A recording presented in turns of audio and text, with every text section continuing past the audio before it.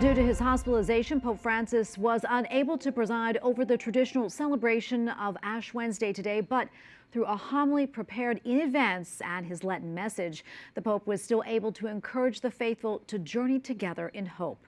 EWTN Vatican contributor Valentina Di Donato has more.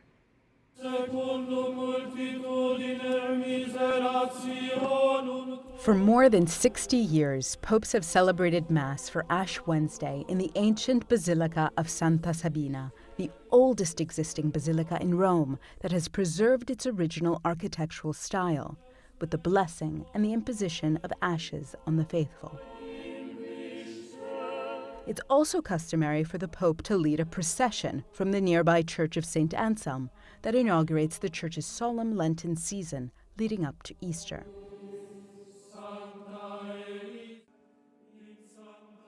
Because of his health condition, this year's procession and Mass were celebrated by Cardinal Angelo De Donatis, the Vatican's major penitentiary and the Pope's delegate.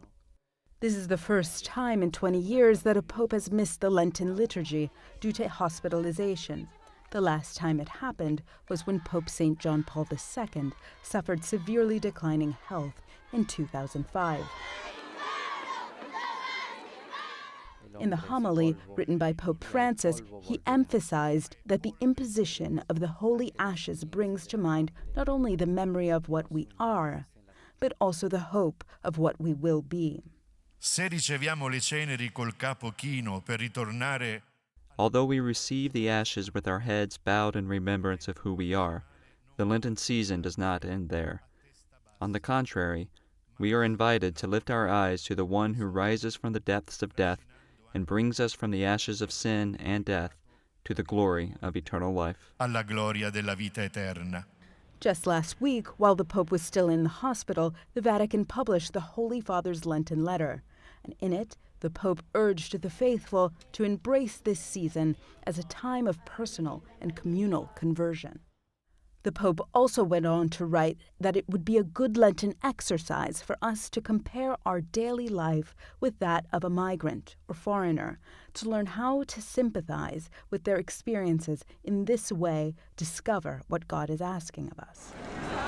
Maria Jose Mendez Evoria migrated nearly 40 years ago when she fled her home country of Cape Verde to Italy. In an interview with EWTN, she expressed the importance of empathy for the plight of the migrant. Maybe the Pope, like me, an immigrant, understands that there is a frequent tendency that goes against the real significance of what migration is. So now the Pope reminds people to place the person at the center of our reflections. We must see the migrant as a person. The Pope reminded the faithful in his letter that our lives, too, are a journey, one that should be directed toward God, with the help of God. As a Catholic, I was helped so much by my faith. In my journey, there were so many moments of sadness, of pain. I fell, but I was able to get back up. And I don't believe I would have been able to do this alone. I had support from the Eternal Father. In my case, I call him the Eternal Father. It's that kind of support from our Eternal Father that the Pope exhorted all the faithful to seek in our own lives. Let us persevere in the certainty that ever since the Lord took upon himself the ashes of humanity, the history of earth is the history of heaven. God and man are bound together in a single destiny. In Rome, Valentina Di Donato, EWTN News.